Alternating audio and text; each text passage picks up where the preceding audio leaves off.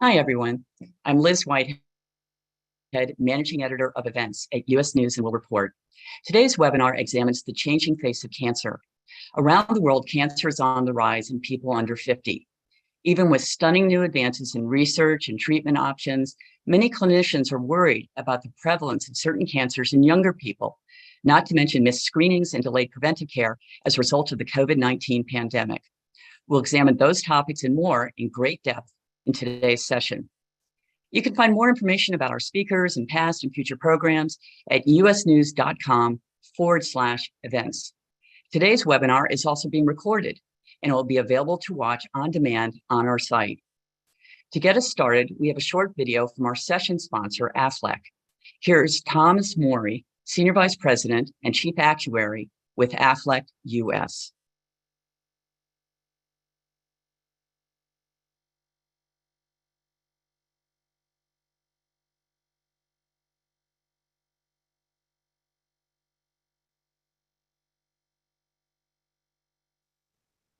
So Tom, as an actuary, your job is to study a lot of the trends that impact the insurance business so that you can determine what customers need and how Aflac can provide these things. In fact, you recently refreshed Aflac's signature cancer policy. Could you tell us a little bit about that policy? Certainly. One of the things we were looking to do is make sure we kept track of changes in the medical environment. Coming out of the pandemic, we'd seen significant moves away from inpatient type treatments. Hospitalizations were fewer and shorter. There were more intensive outpatient treatments going on instead, and we were looking to make sure that our benefits matched the way treatments were evolving. So enhancing the policy through the refresh was our way of keeping track of changes in medical treatment and making sure our policy stays relevant. During your research, you found some interesting statistics, some trends that are relevant to today's discussion, particularly about how young people are taking care of themselves, or rather not taking care of themselves. What can you tell us about that? Well, in our own internal data, one of the things that troubled us was seeing that while our overall utilization rate for cancer screenings had rebounded to about what it was prior to the pandemic, significantly fewer younger people were using the benefits. More older people were using them. And that's of particular concern when you consider the trends in cancer for younger people. You've got roughly, I think, 86,000 people are estimated to get cancer this year by the NCI who are under the age of 39 and above the age of 15, the so-called adolescents and young adults. That's a significant number. You've got increased rates of colorectal cancer for people under the age of 50. It's at an all-time high, and it's one of the leading causes of death in people who get cancer under 50. I think roughly 20% of all colorectal cancers are people between the ages of 20 and 54. So there's a lot of troubling trends when it comes to younger people getting cancer, and seeing fewer people getting screenings was of concern to us because typically early detection is the #1 leading cause of getting better outcomes when it comes to cancer treatment. And just to kind of expand upon that, have you seen any changes or potential impacts during the last several years of the pandemic that you could kind of draw some conclusions from? Well, I don't know that I can summarize all of them because some of them are still emerging. But when you look at the way people have approached healthcare, there's been a reluctance to go to emergency rooms. There's been a reluctance to go to hospitals coming out of the pandemic. Doctors have shifted treatment there, but some of that has resulted in people getting fewer screenings and, fewer checkups than would be ideal. When it comes to something like cancer, that can be particularly deadly, as I mentioned earlier. Early detection is key. So there have been some trends of older people taking more responsible action and being more likely to get treatments, but younger people going in the opposite direction. And just to expand upon that, why is it so important for young people in particular to be more conscious of and proactive regarding their health care? Well, younger people are particularly vulnerable. They have lower incomes and less savings than their older counterparts, and they're less likely to be prepared for what happens. I mean, if you look at the data, if you look at the studies, for instance, if a childhood cancer occurs in a young family, 15 to 20% of families that start out over the poverty line will move into the poverty line during cancer treatment. Cancer has devastating financial effects on people. There was a Duke Cancer Institute study that indicated between a fourth and a fifth of people don't get prescriptions filled during cancer treatment due to cost. And younger people are particularly vulnerable to these type of problems. Well, what can insurance companies do to encourage more people to take this kind of proactive and preventive approach to their healthcare?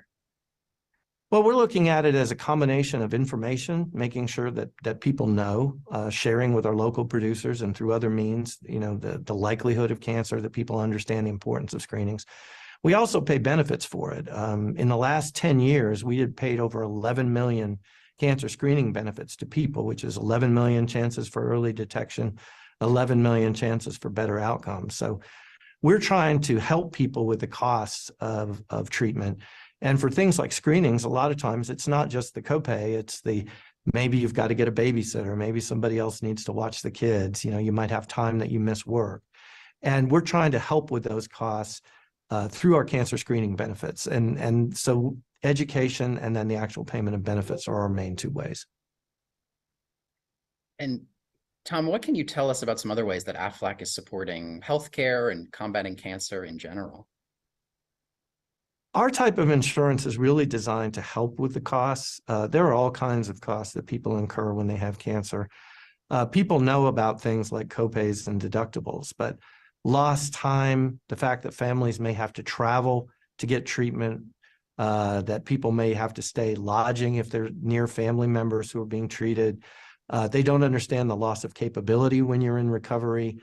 You may have to pay someone to bring in meals. You may have to pay someone to mow your lawn. We pay cash to help with all the different costs that go with cancer treatment. And so those are some of the ways that cancer policy helps.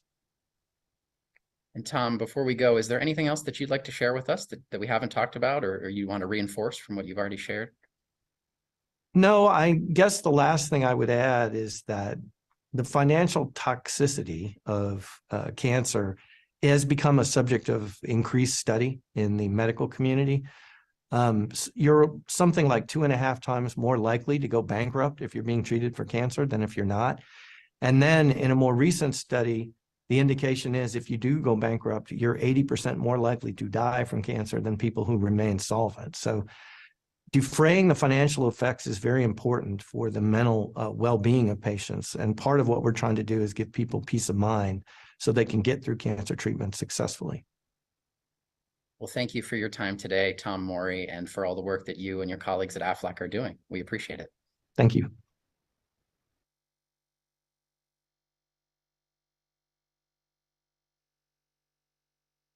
Next, we're pleased to present a recent conversation that U.S. News Managing Editor Michael Morella hosted with Olympic gymnast Shannon Miller.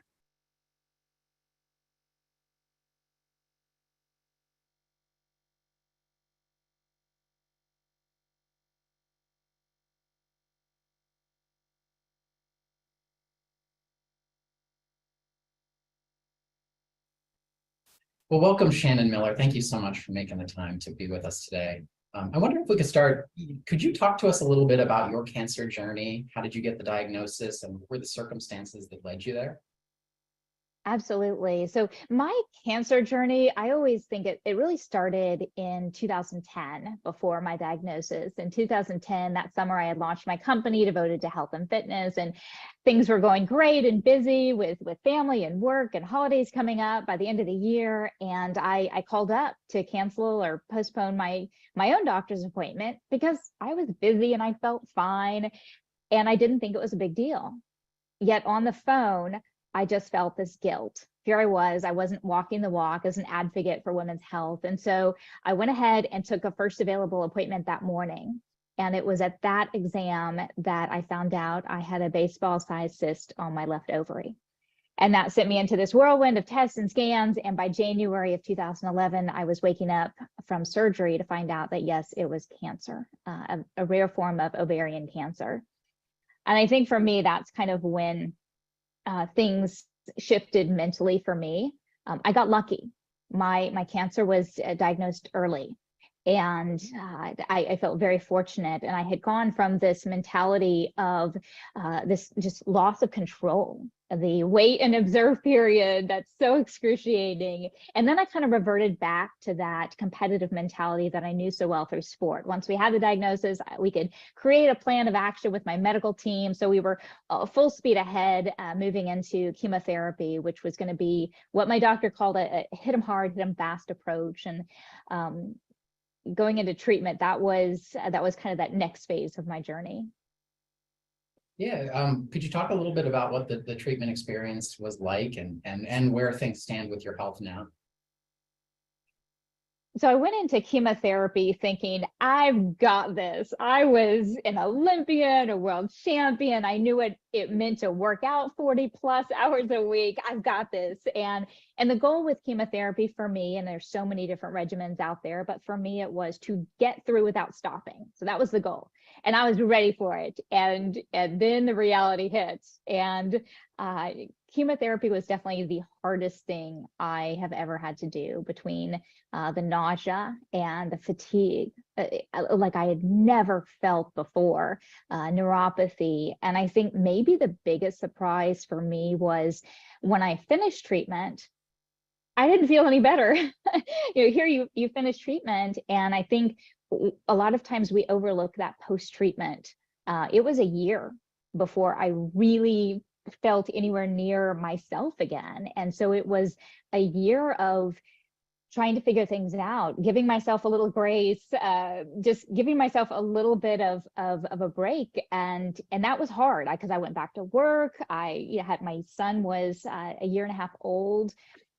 Things were supposed to be back to normal. And yet, physically, emotionally, psychologically, a lot of times they just aren't there yet. And so to have that patience with the new normal was such a change for me. You already started to talk about this, but just to kind of ask the question directly, from this whole experience then and now, 2010, 2011 and on, what did you learn about your health and taking control of your health? And is there anything that you wish you had known earlier or done differently? It's one thing to talk about taking control of your health. It's a whole different thing to actually do it. And so I think what I learned most was I had to listen to my body. And as an athlete, for much of my younger life, I was an athlete. And as an athlete, you listen to your body. It's part of the job. Your body is the tool that you use to do all the flips and the turns and the tumbles. It was the tool that I used to quite literally become the best in the world at something. And when I retired from gymnastics, I stopped listening. And what the cancer journey brought back to me was that importance of listening to my body, not writing off some of the things that didn't seem like a big deal, the stomach aches, the bloating, or some weight loss. I had chalked all of those up to regular, just daily issues or changes after I had my son. They weren't, for me, red flags of ovarian cancer. And yet they were 3 of the 4 primary symptoms of ovarian cancer, and I completely missed it. And so I think that is what kind of brought me back to, okay, you can't just talk about making your health a priority with a balanced diet and exercise, but you actually have to live it, getting to those exams, speaking up when something doesn't feel right. Because oftentimes it's us, our personal lives every day, we know what's right and what doesn't feel right, and we have to be willing to speak up when something doesn't feel right. To that end, do you have any other advice or insights for others about taking control of their own health? I'm always hesitant to give out too much advice, sure. But I look back to this one interview I had with a cardiologist years ago, and it was something that changed my mentality a bit. He said, we talk about making our health a priority, but do we do that? He said, you don't wake up in the morning and look at your calendar and say, oh my gosh, I have so much to do. The next 2 weeks are going to be crazy. I'll eat in 2 weeks, or, maybe next month I'll eat. No, you eat, hopefully 3 or more times a day, every single day. You make it happen. You brush your teeth twice a day, every single day. You make it happen. He said, I don't know why we don't. consider fitness the same way, getting to your regular doctor's appointments and screenings, they are all a part of making our health a priority. We have to write it on the list, get it on the calendar, and make it happen because it is that important. Well, speaking of screenings, are you encouraged by some of the recent guidance about people getting screened for breast cancer or colorectal cancer at earlier ages? You know, I think we all understand the importance of early detection. Early detection, it gives you more options and it really can save your life. So anytime that we can understand when we can get screened and how early we can get screened, getting to those exams, making sure that you discuss with your personal physician your family history as well, and making sure that what you're doing, you know, screenings, exams, all of those things is right for you personally. I think that's such a big jump in your health because you're staying on top of it, you're educating yourself, and you're doing what needs to be done at the earliest possible time. And that's so important in early detection, not just for cancer, but for everything that we do when we talk about heart disease and diabetes and all of these things. Creating that baseline with your physician, including your family history, and having those discussions with your physician about what's available and when you should be timing these things is so important. Now, many of those in our audience represent hospitals, health systems, public health agencies, even the oncology community across the country. What insights or what would you like to share with that community of clinicians and leaders in healthcare? First of all, I just want to say thank you. Thank you for all that you do. A lot of times as a patient, you may not get to say thank you to every single person that works on your medical team. So to all of you, thank you for what you do and the work that you do each day, because sometimes I know you go to work and it may not feel like you're making that much of a difference, but you are. And I hope that you look in the mirror every day and know that you are making a positive difference in people's lives. So that being said, I think there's a couple of things that come to mind for me. I think reducing barriers is always the first step. You've got to reduce the barriers for people getting into their doctors, getting those screenings. So whether that's a financial barrier or getting to and from an appointment or anything else, reducing those barriers as much as possible is such a good start. The other portion is awareness. And that's what I love to be a part of, creating awareness, because a lot of times your doctor's appointment is not top of mind. You have a million other things to think about every single day. And oftentimes, if it's a yearly visit, a year from now, I have no idea what I'm going to be doing. So, you know, I always tell people, put something on your schedule. You know, as soon as you go to their doctor, when you're leaving, go ahead and put something on your schedule. And that way, that next year, at least it pops up and you're reminded to make a change or go in. But making sure that we create that awareness, that we're bringing into the community as much as possible, because it has to be top of mind. In fact, there's probably a lot of you watching today that are in the health field, and yet you have probably, like me, postponed an appointment, skipped an appointment, not made an appointment.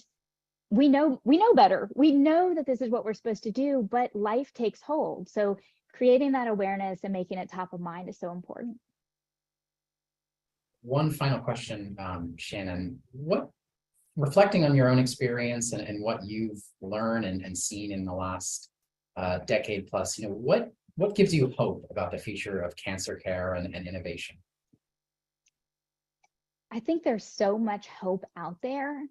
And I know that there's probably plenty of fear as well, but I think that hope can kind of overcome that fear. There is so much more available every single day. There is so much more available now than there was a decade ago. And so getting people to overcome some of those barriers, and fear can be one of those, to going into their doctors, to getting those regular exams and screenings, even at a young age, making sure that they're creating that baseline with their physician, that personal communication, so that when something isn't feeling right, they can feel comfortable speaking up. But when they feel great, still going in and making sure they're getting that appointment, because there is so much hope, especially when things are detected early. I think that's a great note to end it on. Shannon Miller, thank you so much for your time, for sharing your story and your perspective with our audience. Absolutely. Thank you so much. Take care.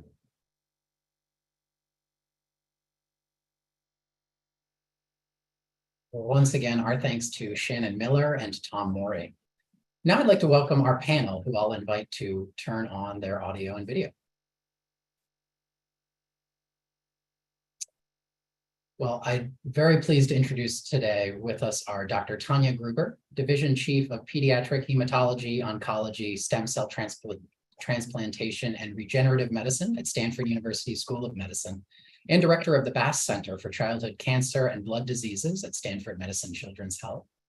Dr. Cedric McFadden, Vice Chair of Operations with Prisma Health Department of Surgery and Clinical Associate Professor at the University of South Carolina School of Medicine, Greenville. And Dr. Matthew Weiss, Deputy Physician-in-Chief and Director of Surgical Oncology at Northwell Cancer Institute, as well as Vice Chair of Surgery at Northwell Health. Let's get the conversation started. You all represent a range of different practice areas within cancer and certainly different institutions all across the country. Could we start by having each of you just briefly describe your background and your specialty areas and work that you do? Dr. McFadden, could you lead us off? Sure, and thank you. I am a colorectal surgeon, and I spend a great deal of my time taking care of patients, both now young and old, that have been diagnosed with colorectal cancer. So we see them through diagnosis, treatment, and even surveillance.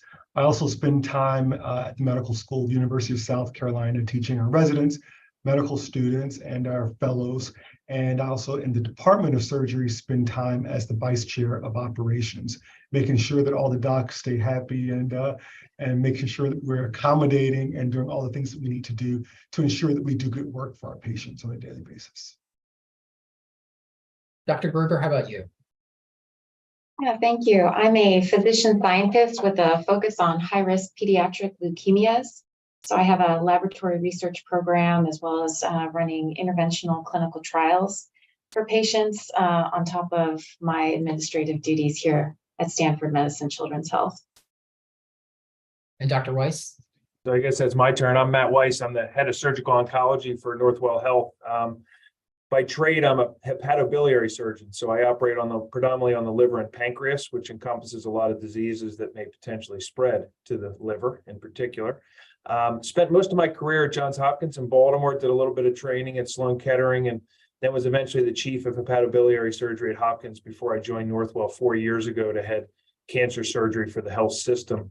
At Northwell, my charge has really been to find a way to standardize high quality cancer care across our entire geographic landscape. And I'm sure a lot of people on this call are trying to tackle some of those issues. So I look forward to these conversations, and I look forward to hearing from Cedric how he makes all his surgeons happy, because that's a big job as well. Big job. Well, we heard a little bit of this in some of those introductory conversations, but let's briefly discuss COVID's impact on cancer overall and what we've learned moving forward. How have the past few years of the pandemic impacted cancer research, screenings, treatment, and otherwise? Dr. Weiss, could we start with you? Yeah, sure. I mean, I'm happy to talk about kind of my experience. It's funny, I had joined Northwell about 1 year prior to the COVID pandemic. And so I had just kind of gotten settled into the New York medical community, and COVID hit. And in a lot of ways, COVID, really for all of us, kind of changed the entire landscape. Number one, a couple things happened. I think all of us would agree that a lot of research came to somewhat of a grinding halt. Many of our research endeavors shifted to things like COVID research.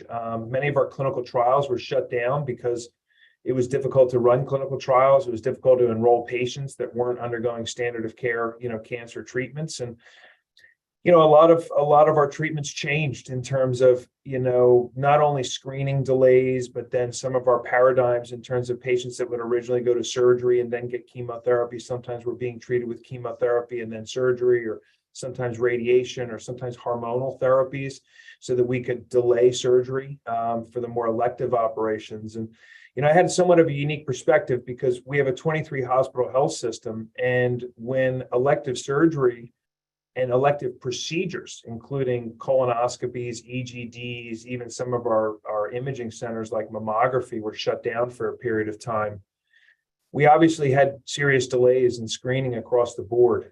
And one of the things that I found interesting, and I'd be curious what others saw, but as we emerged from COVID, we had the anticipation that there was going to be a tremendous pent-up need for some of these screening programs and some of these surgical procedures. And we actually spent a lot of time planning for when the COVID pandemic was over and how are we going to deal with all this pent-up demand.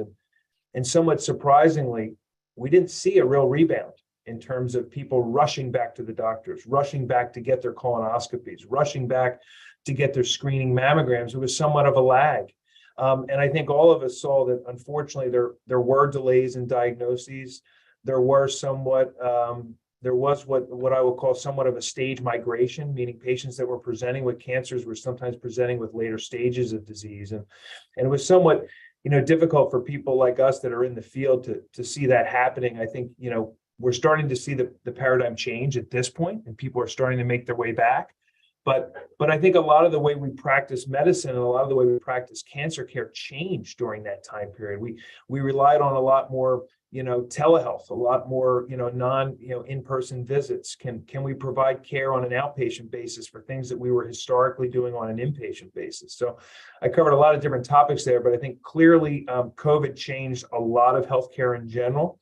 And I think, a lot of these changes are here to stay, to be honest with you. Dr. McFadden, did you see anything similar, especially on like the colonoscopy front? Yeah, I would sign on with, everything that's already been said. And I think I'm still seeing, even just this week, people are coming in saying, I was supposed to have my colonoscopy in 2020. I forgot about it afterwards, and it's time to go ahead and do it. And so we're still seeing even now a trickle-in effect. And so that rush might not have happened because I think many people just had a staggered personal response to wanting to come back out to our offices. They didn't want to be around either potentially sick people or, put themselves in a situation where they could get sick. And so we're still seeing this layered response, people coming in that are even now, even after opening our doors, saying we're ready to start scoping again. People are coming back in, and they're coming back in as they're ready to. So we continue to send that message across that we're taking care of you, we're doing all the right things for you. Come in and let's kind of get caught up with where we need to be.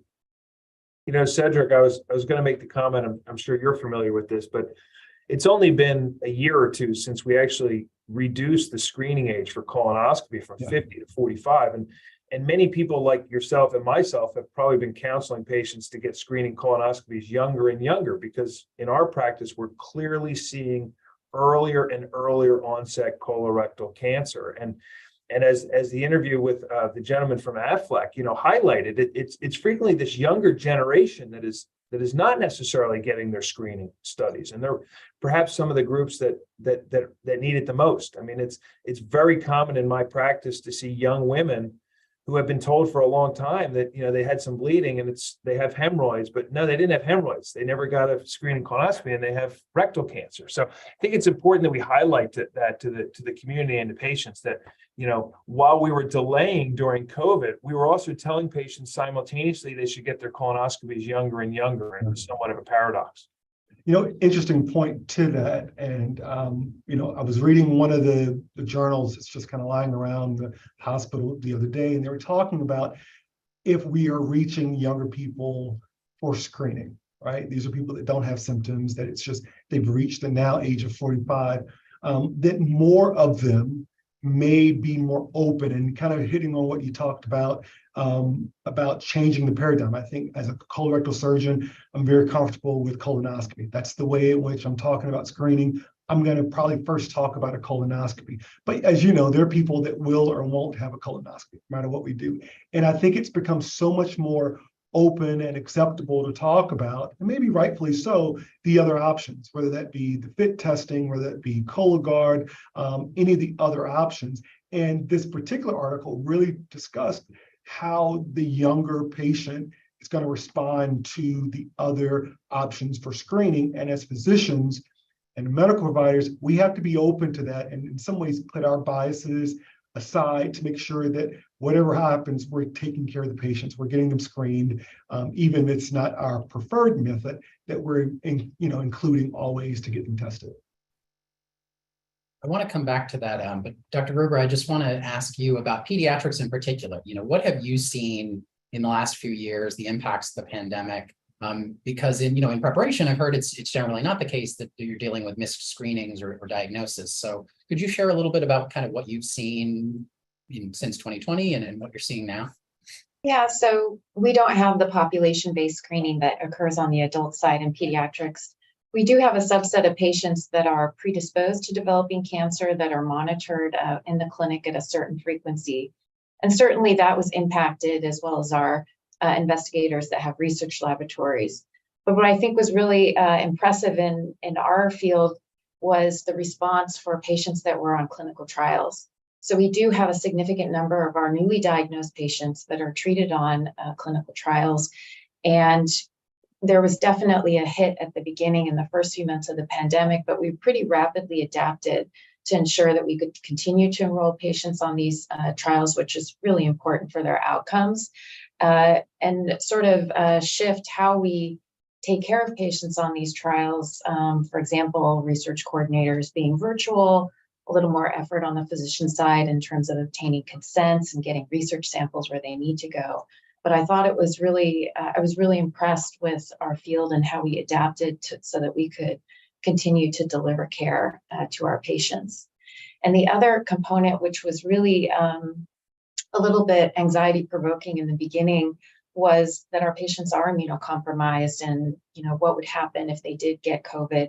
And so very rapidly, we put together a consortium where we were essentially reporting patients of ours that were getting COVID, the symptoms, whether or not there was a delay in care. And remarkably, there was very minimal impact in terms of delaying patient care. And patients were actually, who were getting COVID, we were managing to support them through those episodes. So in the end, we really, I think, did quite well.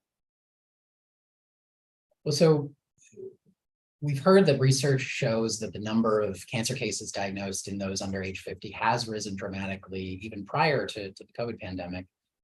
First, could you talk just briefly about kind of what accounts for this, but in greater depth about what to do about it? What are some of the ways that particularly the medical community, you all, your colleagues in the public health space, and otherwise can kind of do to address, is it lifestyle changes, better diagnostic tools, further research? Let's dive deeper into that kind of conversation. And Dr. McFadden, maybe we can start with you.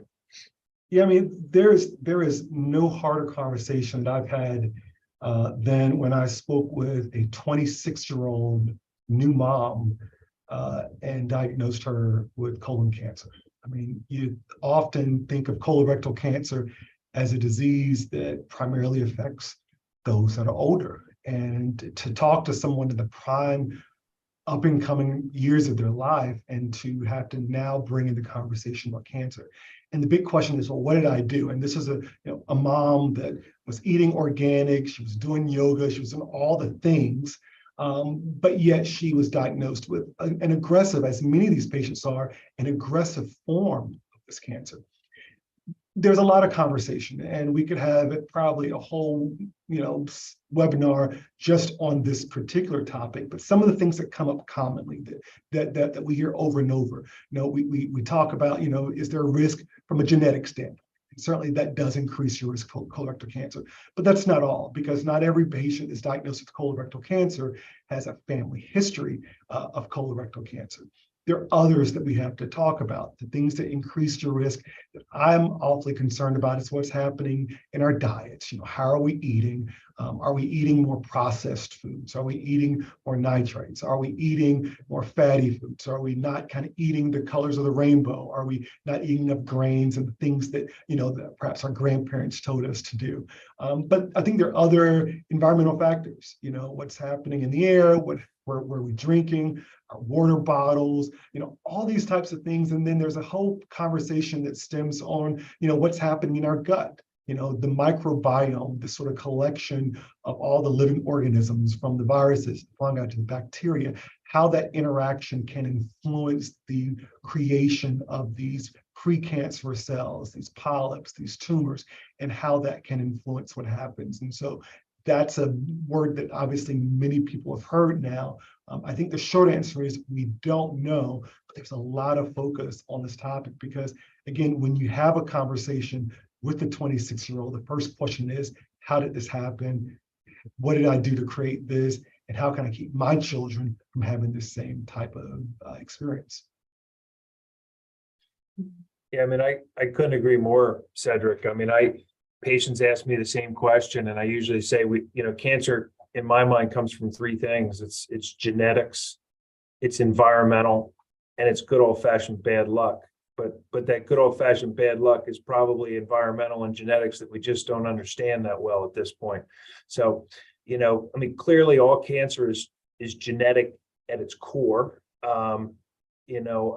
Clearly the children that Tanya's treating, didn't do something environmentally, at least, or on purpose, that caused their cancer. Could it be something environmental? Sure, but clearly genetics is at the core. It's interesting. I mean, I think we clearly there's tons of research being done on early detection, surveillance. I mean, all of us that are doing research are working on early detection, circulating tumor DNA, circulating tumor cells, identifying high-risk populations so that we can do proper surveillance. For instance, we know, and we haven't gotten the word out, that patients that have family members with high-risk polyps on colonoscopy, not just colon cancer, high-risk polyps, their family members should be screened by colonoscopy. I bet most people in cancer don't really realize that that's the case, that if they have a family member with a high-risk polyp that's removed, that they should undergo surveillance as well. But I always bring up as a topic for discussion, the scary thing to me, and this gets into other conversations, the scary thing to me is you look at something like cervical cancer. And cervical cancer, we pretty much have a pretty good idea as to the cause. It's related to a virus, the HPV virus. We pretty much have a treatment to prevent it in terms of a vaccine. And we know that early detection is important. So going and seeing a gynecologist and undergoing an examination regularly should be helpful. But patients unfortunately still suffer from cervical cancer, which says a lot about problems that we have in cancer care in general, that we know an intervention that can prevent it. We know how to detect it early, and we still unfortunately cannot eradicate this cancer. So we have a lot of work in that space. Even when we figure out early detection and surveillance, we still have a lot of work from a public health standpoint to prevent some of these cancers, which is a lot of what we're focused on here at Northwell, is trying to make sure that all of our patients get adequate screening, adequate workups, et cetera, no matter where they live and no matter what their socioeconomic demographic. I think we always come back to this exact topic that, obviously I don't want patients to wait until they have symptoms. I mean, I want them to be screened at the appropriate time. But for the persons that are under the age of 45, that technically have no family history, that would not come to my office to say, I need to have a screening exam, I want those patients to understand what the symptoms are so that when they have symptoms, they're not disregarding those symptoms. And that I want our doctors and our medical professionals to know when patients come to you with symptoms, regardless of their age, they need to be investigated. I think someone mentioned, pregnant females or, any young person that comes with symptoms. It's so easy to disregard it and say, oh, it's just your hemorrhoids. Here's another cream. If you're treating hemorrhoids and you're treating the problem and the symptoms are continuing, we got to dig a little bit deeper. And so we have to take some of that ownership to step up and to listen to our patients and to do due diligence to ensure we're not missing something and that we're not ignoring them when they're presenting with symptoms, even if they're not the age at which screening should begin. Maybe I'll just add also the treatments that we're giving some of our patients, children, put them at risk for developing cancer later in life. And so as we cure more and more children, we're actually increasing the number of individuals that could potentially have another malignancy at a relatively early young age. So it's very important that our survivors are monitored on a continuous basis, coming to a survivorship clinic once a year and getting them hooked in to healthcare as adults, which is really difficult, especially when they get to college and young adulthood, these are people where we're frequently losing them to follow up, but in actuality, they're the ones who need to be followed the most closely. So ensuring that care continues in young adulthood is really important. I'd love to go, Dr. Weiss, you said a few moments ago, and maybe we can start with you. I'd love to talk a little bit about meeting the needs of underserved communities and kind of the health equity question here too. I wonder if each of you could kind of share some of the things that your institutions are doing to maybe address specific social determinants of health or to reach underserved communities in the areas where you serve. Dr. Weiss? Yeah, sure. I mean, I think we all know the data that, patients that are enrolled, that have cancer, that are enrolled in clinical trials, as Tanya mentioned, have better outcomes. So enrolling in clinical trials is associated with a better outcome for cancer patients.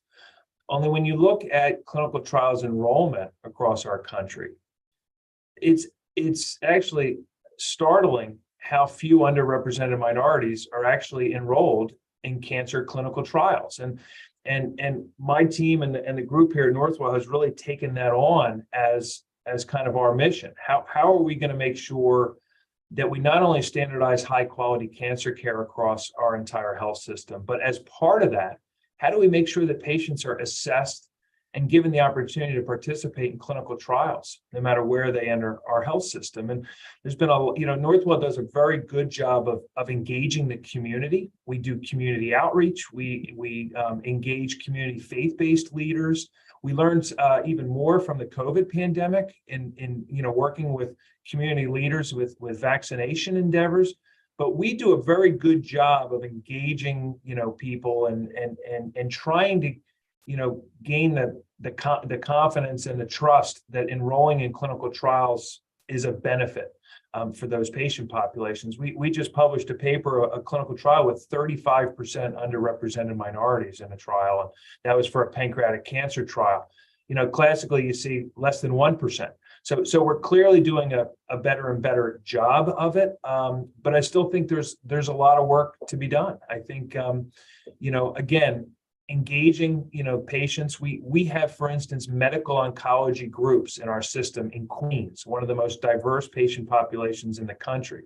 We have a medical oncology group that practices based upon language as opposed to, organ of origin, which may sound somewhat startling, but let me tell you, my patients that speak Mandarin like to hear about the clinical trial in Mandarin, and they like to, if they speak Russian, they like their doctor speaking to them in Russian about their treatments. And so it's been incredibly fruitful. And I think it has in a lot of ways gained the trust of patient populations that, may come into the situation with a little bit of distrust.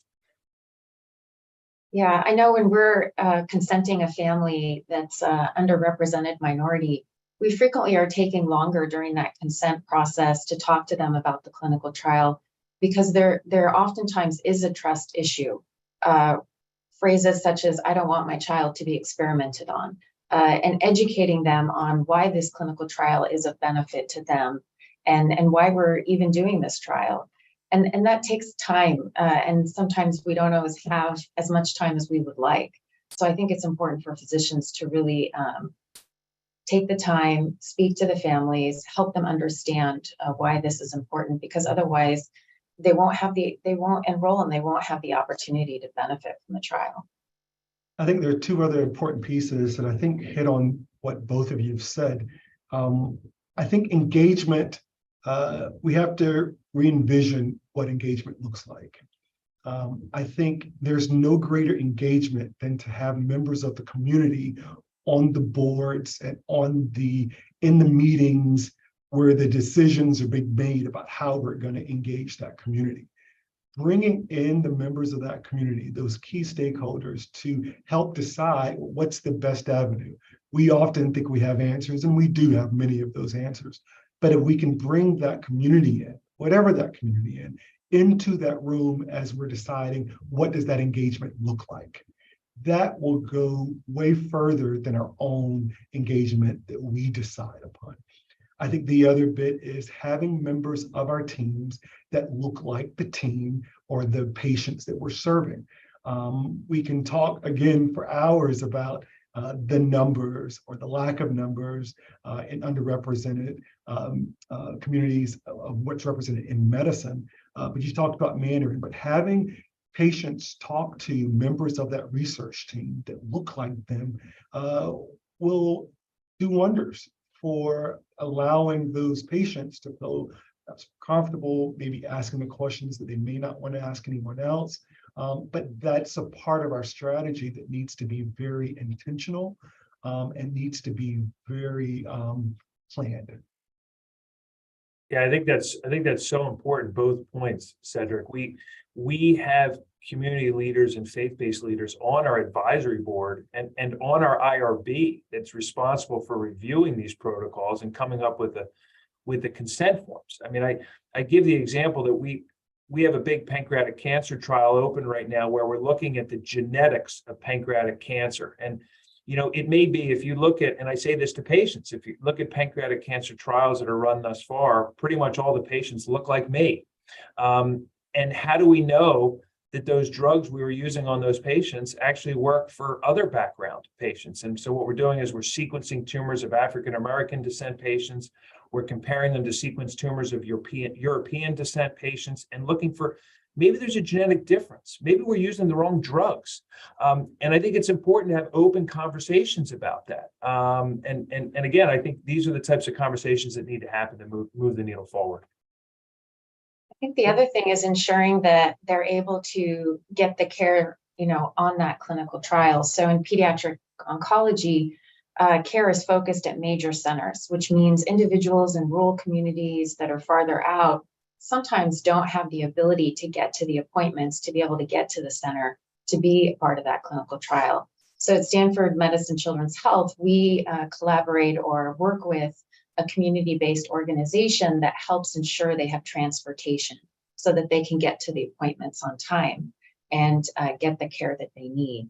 And that's a big issue for us, actually, because most of our underrepresented minorities are coming from outlying communities and oftentimes have difficulty with transportation. Tanya, that brings up such an important point, especially in your practice, I'm sure, because it's children. And, children can't drive themselves to appointments, can't drive themselves to get chemo. And we know that in particular pediatric oncology, that outcomes are better when you're enrolled in trials, for sure. We published a paper a couple of years ago looking at the financial toxicity and burden on caregivers, and this was for adult patients that were undergoing cancer treatment. Your spouse is undergoing treatment, but I can't imagine for a child. For a child, parents are missing work, they're missing out, they're losing their jobs. It's got to be an incredible burden that is probably augmented in certain patient populations. Definitely a diagnosis. I always talk to my families about, what is their jobs? Are they both working? Is it remote? Is it on site? Because those are important conversations to have. And how are we going to help them get their child through treatment? Because they need to be present. You can't drop your kid off in the hospital and come back when they've been, cured. And so it's such a critical component, making sure they have the resources they need, making sure that if somebody is unable to work, that we're able to support them. Because, as we've discussed, economic status tends to go down when somebody in the family is diagnosed with cancer in terms of the resources they have and their ability to take care of the entire family. And what we really need to have happen is we need to have our institutions support all of these initiatives from the top. You have to have buy-in. The institution has to not only have the lip service that this is important, they actually have to have it indeed as well. And so we have to have it from all fronts. Because many of these measures require finances, whether it be grants or sort of institutional support, but that has to be priority of the institution in truth and not just in word or for the story. It has to be important to the core of that mission to treat that community in a way that's innovative, but also in a way that, again, I use that word again, intentional. We have a question from someone in our audience who mentions precision oncology, which I want to get to in a few moments. But the questioner actually asks, to bring the discussion back to financial toxicity. This person was excluded from a clinical trial because insurance wouldn't cover it. And insurance doesn't always cover screening at earlier ages if there are no symptoms or no family history. I don't know what experience you all have seen there, or if there are even any lessons on the kind of policy front or at this institutional level that you could kind of share on that question. Well, I feel pretty fortunate in California. If a child has a diagnosis of cancer, there is funding that kicks in CCS to allow that child to receive treatment. We do have a paucity of funding for clinical trials in pediatric cancer. And that's something that we heavily rely on foundations and philanthropy so that we can actually run these trials. But it's difficult. It's difficult when you see investigators that have a great idea for a clinical trial with promising preclinical data, but can't generate the funding needed to actually run the trial. It's heartbreaking, really. And so I think, raising money for clinical trials, some of that to support individuals that maybe lack insurance or can't get insurance, I think is critical. But everybody needs to get involved because the NIH really, that's not as much their focus, at least on the pediatric front. Certainly they're supporting the Children's Oncology Group and pediatric initiatives. But for the large part in pediatrics, we're really dependent on philanthropy and foundations.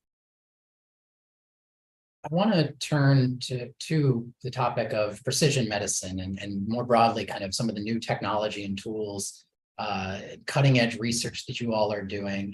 What are some of the things that kind of most excite you, or that you can look for 5 or 10 years down the road and think might be kind of standard of care, or might really make a big difference in, at the individual level or at the population health level? Dr. Weiss, maybe you could start us off, and then Drs. Fadden and Gruber. I mean, I'm super excited about this time period in precision oncology. I mean, it's funny. I remember, Tanya won't believe this, but in a former life, I studied hereditary neuroblastoma at Children's Hospital of Philadelphia, and at that time, the big news was the Human Genome Project was coming to completion, and I can't remember. It took 11 years to complete that project, and I don't know, cost whatever, $100 million or whatever it costs to do it. And now, today, we can take a patient's tumor and we can take it to our Center for Genomics Medicine, and we can sequence that entire tumor in an afternoon for like $300 or $400. So I think for the first time, you're going to see, and we're starting to see, exponential, true precision oncology, treating patients not based upon where their tumor started, but based upon their genetic signature. You're seeing drugs that are now approved, which are tissue agnostic, meaning it doesn't matter where the cancer started, but if they have a certain genetic mutation, we use that drug. And I think for the first time, we're seeing true precision, personalized cancer care. It's a focus of mine. Pancreatic cancer right now, we basically have 2 main regimens of chemotherapy, FOLFIRINOX or GEM nab-paclitaxel. We have no way of knowing who's going to respond to what systemic therapy, and we basically flip a coin to decide who's going to start on which therapy, and then we do crude measurements of whether they're responding with CT scans and tumor markers and things. But now we're doing other things, like my lab is focused with Dr. Dave Tuvison at Cold Spring Harbor on growing the tumors in a petri dish, something called organoids, and using those organoids to test different chemotherapy so that maybe I'll know which chemotherapy a patient's going to respond to before we actually give it to the patient, as opposed to waiting to see if they have a response. And then doing things like measuring response by circulating tumor DNA. We know cancer can shed DNA into the bloodstream. I'm sure Cedric could talk at length about this, but now in colorectal cancer, he's going to measure circulating tumor DNA after he removes a colon cancer to decide whether certain patients should get chemotherapy or not after, rather than just shotgun approach treating everyone with chemotherapy. So I'm super excited. I think we're at kind of an inflection point in terms of truly achieving personalized cancer care, and I think it's going to be a fun thing to watch. Yeah, so we are using on circulating tumor DNA even more. The other piece, that there are actually 3 little areas that we hit it on earlier, what screening looks like. In the future, while we're focused on colonoscopy, et cetera, there will likely be a day and time where you get your cholesterol check, you're also screening for colorectal cancer at the same time, just through your blood exam. And there's some obviously limitations of that particular method, but I do think that's something that will perhaps change the landscape and the willingness of patients to have screenings. The other bit is, obviously as a robotic surgeon, I'm continually amazed at the techniques that we use to operate, and patients still are impressed by the fact that surgery doesn't mean an incision from stem to sternum. Just sort of that recovery, as we all are trying to become more responsible for the dollars that we have, that we are doing our best to make sure that patients have an optimal recovery with less disruptions to their life. And the third one that I won't even try to understand or explain, but I know it's coming, is the integration of AI and kind of how we not only detect tumors or polyps, cancer, how we treat patients, how we care for them in the office. I mean, that's, again, I'm giving you another topic, Michael, that you're going to have to kind of discuss, is how does AI get incorporated in the way we take care of cancer? And I think that's going to be something that I'm interested to see how that evolves over time. Maybe I'll just add on immunotherapy. So we have a very large CAR T program here at Stanford Medicine Children's Health, and that modality was initially for hematologic malignancies, and we're now looking to expand it into other types of cancers, brain tumors, solid tumors that are in the periphery of the body. And they have the ability to cross the blood-brain barrier, which I think is important for metastatic disease. So that's a huge focus in pediatric oncology, in addition to other types of immunotherapy, so bispecific T-cell engagers, and we're looking at incorporating them with our other treatments. So we believe really strongly in multimodality therapy. Prior to all this, we were using radiation surgery and chemotherapy. And now we've really just added on targeted small molecules, bispecific antibodies, monoclonal antibodies, CAR T cells. I think they're all important, and having all of those to treat a patient really can improve outcomes in the long run. And then in particular for our program, we have a large focus for our stem cell transplant patients on graft manipulation. So depleting cells that are causing graft versus host disease and enriching for cells that have graft versus leukemia effects.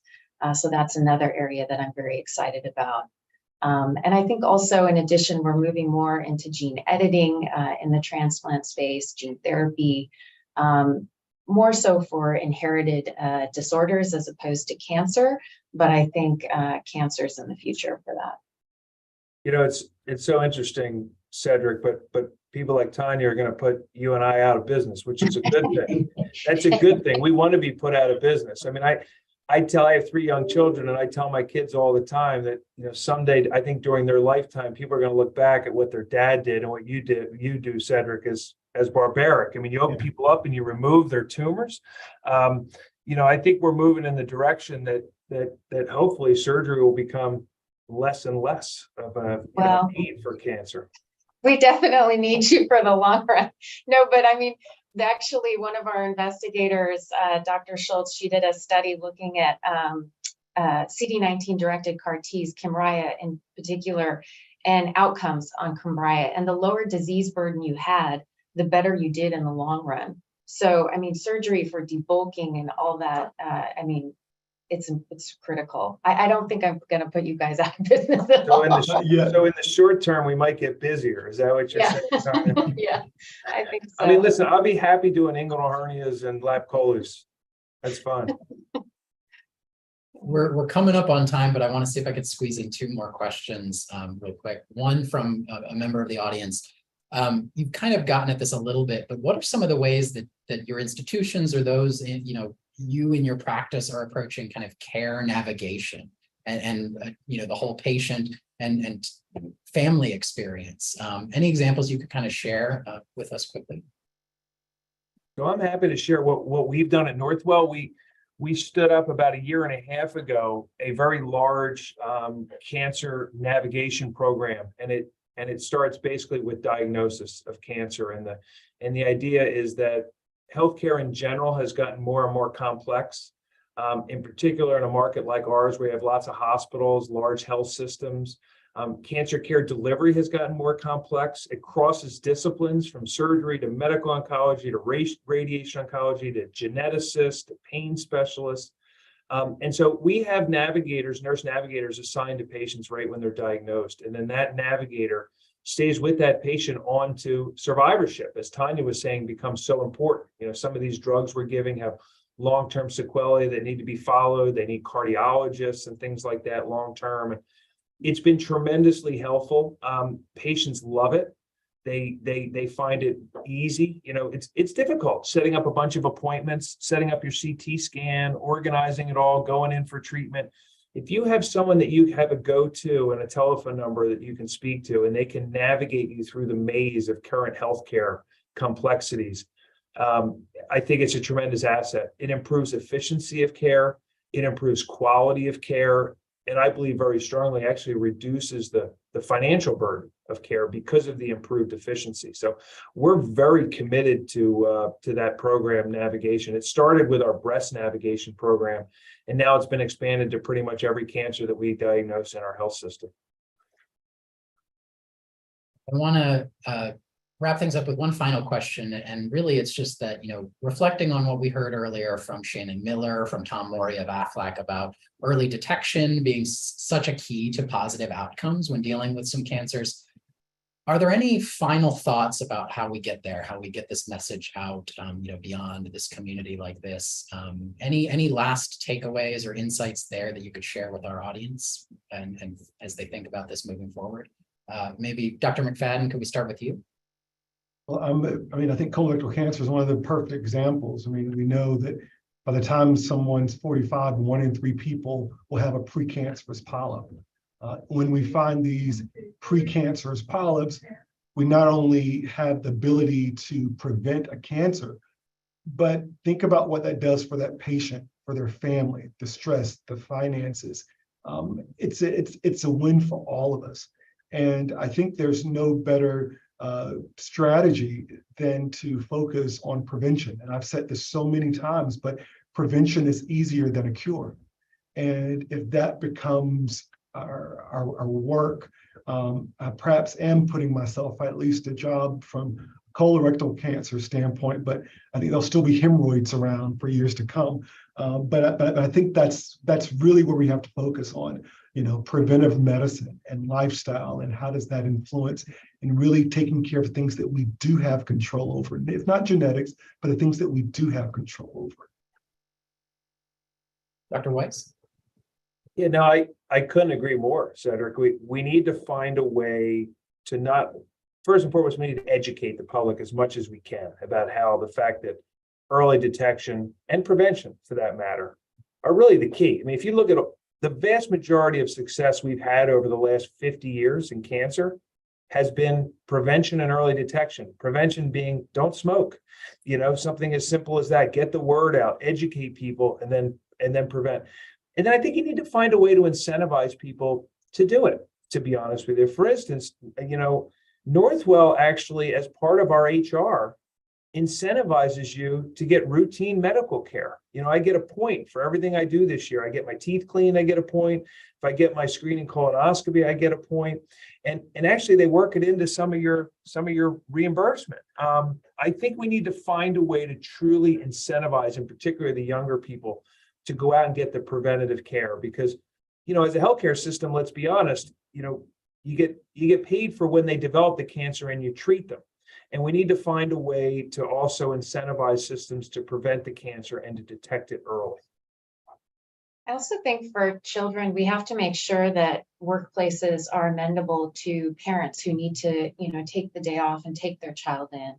Everybody is so busy, and it's really easy to put off, you know, oh, my son looks pale, but I'm sure he's fine. He's acting normal at this, you know, and not taking them in. So I think when there are signs that something's, you know, just a little bit different than it was, ensuring that parents have the ability to take the day off to go, you know, seek care for their child, for themselves. It really spoke to me that where she was commenting on the fact that she herself hadn't kept up with her appointments. And I think that happens to everybody. So making sure that we do that is critical. I hate to have to stop us there, but I want to thank you all for your time. Dr. Matthew Weiss, Dr. Tanya Gruber, and Dr. Cedric McFadden. I think you've all given us a lot of other topics that we'll revisit. So I think it's time to make this kind of a regular roundtable, if you all agree. Thanks for sharing those insights. Thank you to those in our audience who joined us and for your great questions. And we look forward to seeing you again at one of our future events.